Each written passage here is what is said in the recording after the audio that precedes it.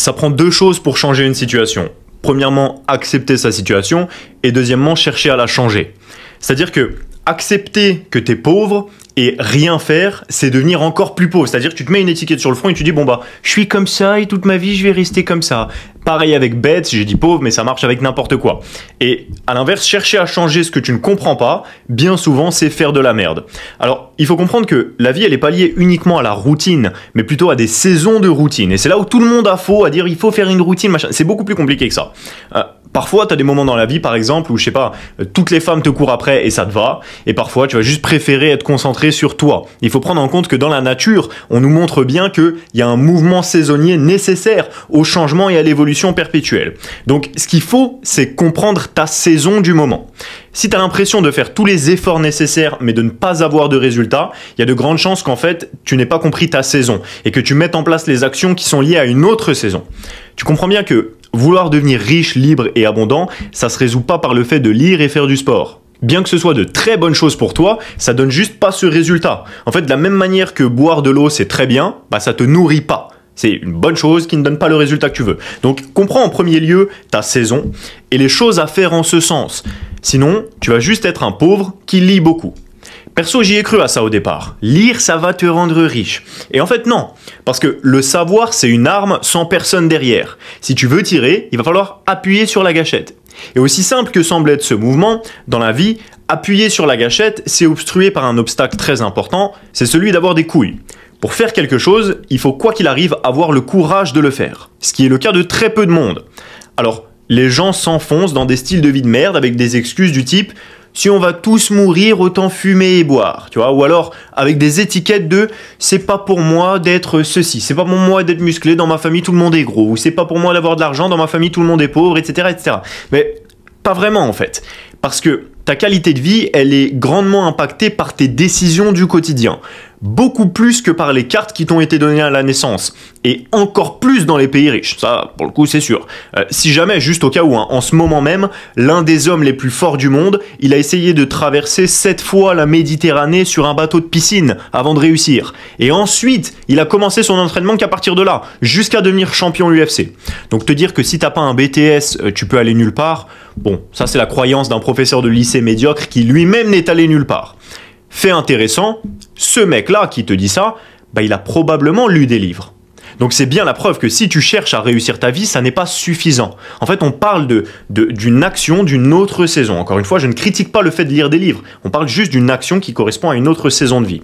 Parce que un mec qui dit aux autres, pour reprendre l'exemple du professeur de lycée qui te dit sans le bac ou sans BTS tu pourras pas réussir. Un mec qui dit aux autres que c'est impossible de réussir sans un bout de papier dont personne n'a rien à foutre, il a probablement d'autres croyances limitantes pour sa propre vie.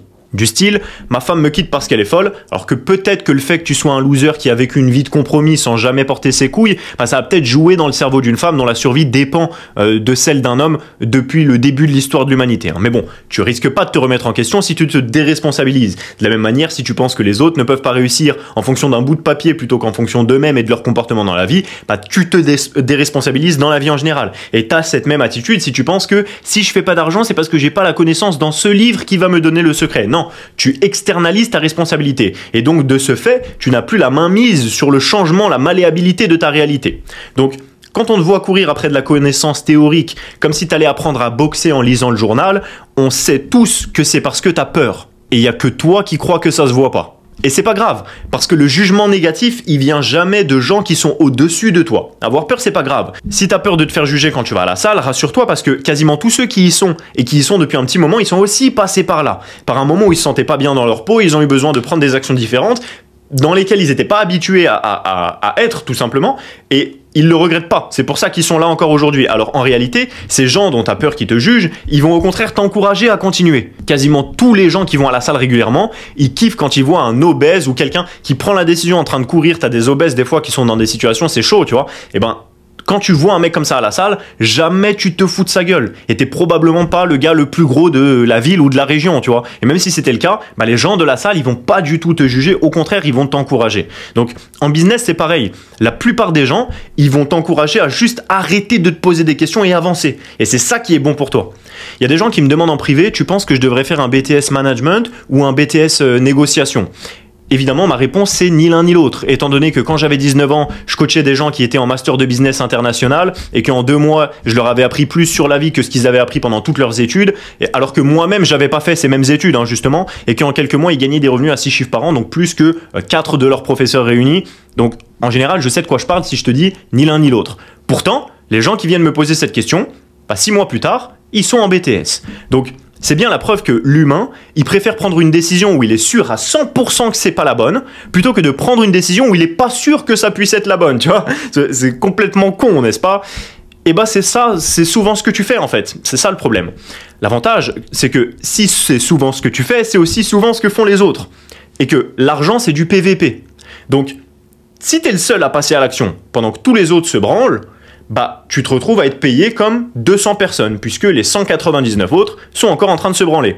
Et que l'argent, il est obligé d'être dans la poche de quelqu'un. Il peut pas juste exister tout seul. Jeff Bezos, il crée un business qui a des centaines de millions de clients, donc il est payé comme des centaines de millions de personnes. Et c'est ça que je pointe du doigt dans cette vidéo. Encore une fois, je veux bien le préciser. Je dis pas que lire est une mauvaise chose. Je lis, il y a plein de sujets que j'ai découverts en lisant, etc.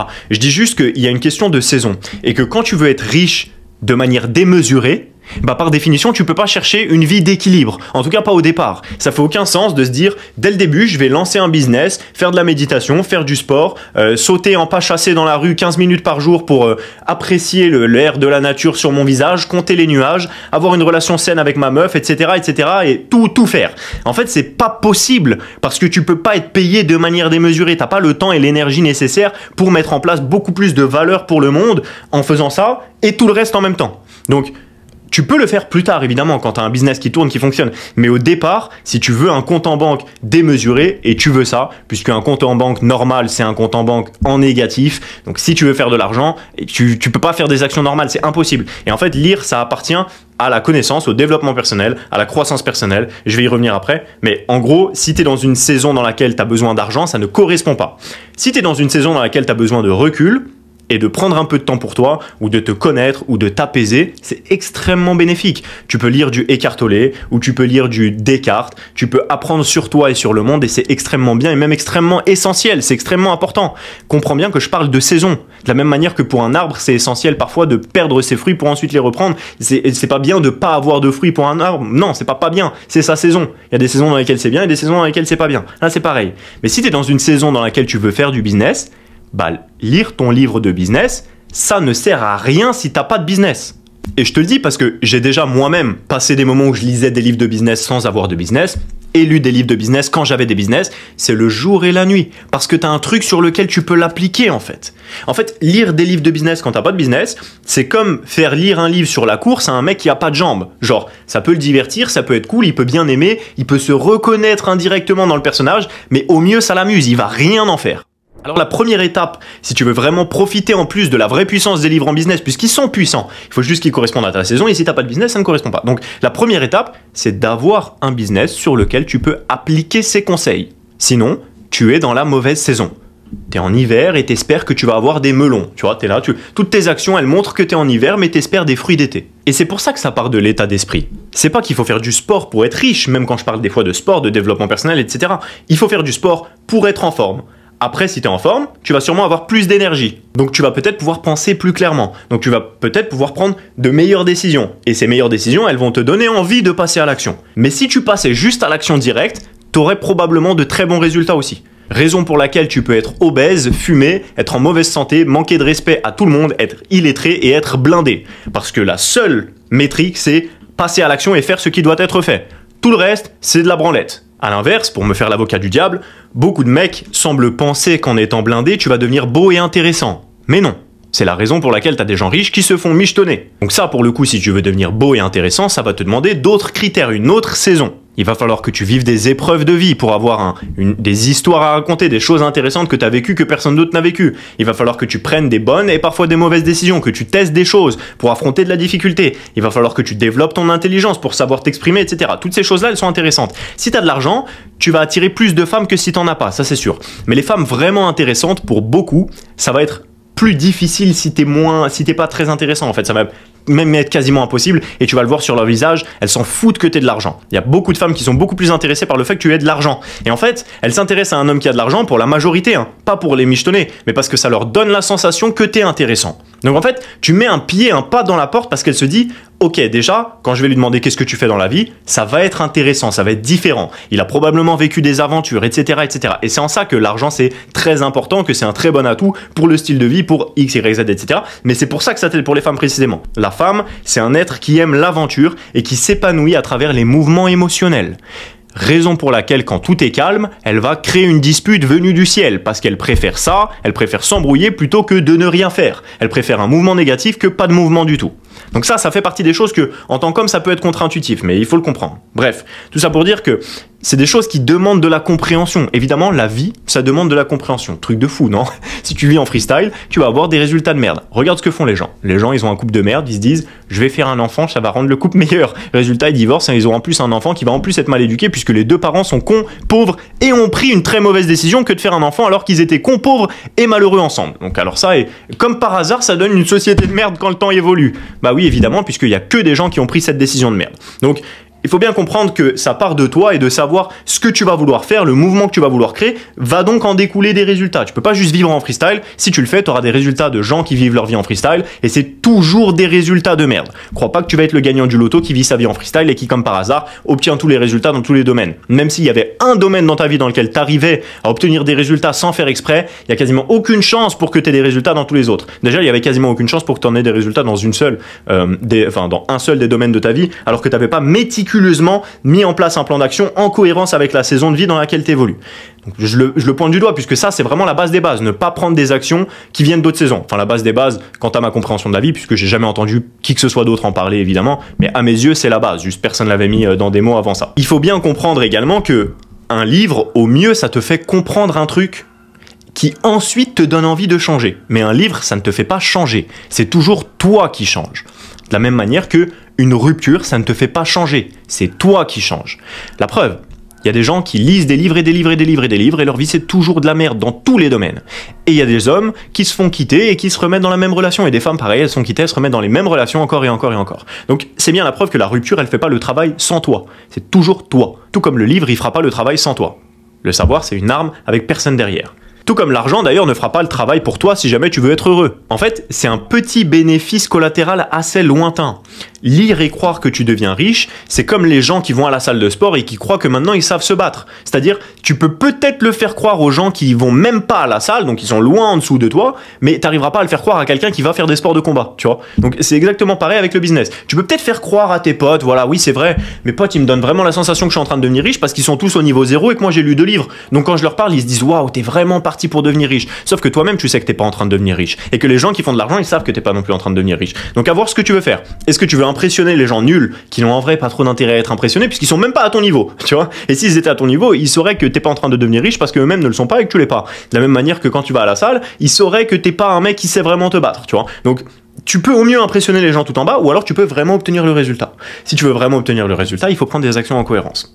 C'est pas pour autant mauvais d'aller à la salle, hein. Comprends bien ce que je dis. C'est juste un autre objectif. Tout comme c'est pas mauvais de lire ou de gagner de l'argent. C'est juste des objectifs différents. Donc en premier lieu, il faut que tu identifies ta saison. Évidemment, il y a des bénéfices collatéraux. Quand tu vas à la salle, tu as un petit peu plus de force, même pas mal plus de force, ce qui peut t'aider à avoir plus de force en combat. Mais tu sais pas te battre, mais tu vas être un petit peu plus fort qu'avant. De la même manière, si tu lis, ça peut augmenter un petit peu tes chances de savoir, de découler en réalité des résultats. Donc à travers apprendre à savoir t'exprimer, encore une fois, le livre, il te l'apprend. Après, il faut le faire, tu vois. Mais voilà, indirectement. De la même manière, si tu fais de l'argent, tu vas apprendre aussi des connaissances. Donc, c'est un peu lié, mais très, très, très indirectement. En réalité, tu choisis le principe de ta saison. De la même manière qu'il y a des choses qui poussent en hiver. Juste la grande majorité, c'est pas le cas. Donc voilà, là, c'est pareil. Tu choisis en premier lieu ta saison de vie. Est-ce que je suis dans une saison d'apprentissage et d'apaisement? Donc, par définition, je cherche de l'ordre, je cherche à ce que ce soit tranquille. Je peux lire des livres, faire des bains froids, méditer, passer le plus clair de mon temps à faire ça, il n'y a pas de souci. Je n'espère pas gagner de l'argent, mais c'est même pas ce que je cherche à faire. Je cherche à m'apaiser, à me reconstruire pour X ou Y raison. Si tu as vécu quelque chose de difficile ou quoi, tu peux le faire. Je ne recommande pas que ce soit la grande majorité de ta vie, puisque pour tout le reste de ta vie, la vie est très prévisible. Quand tu as un taf de merde, tu sais ce qui va se passer. Quand tu as beaucoup de choses, tu sais ce qui va se passer. Donc ta vie est déjà très ordonnée. Tu as beaucoup plus besoin de mouvement et de chaos si tu veux des gros résultats.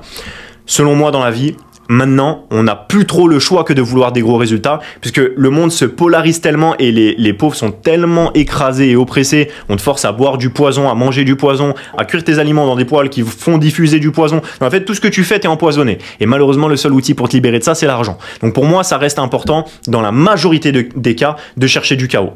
Mais voilà, en clair, parfois, tu peux avoir besoin d'ordre aussi. Donc tu définis ta saison.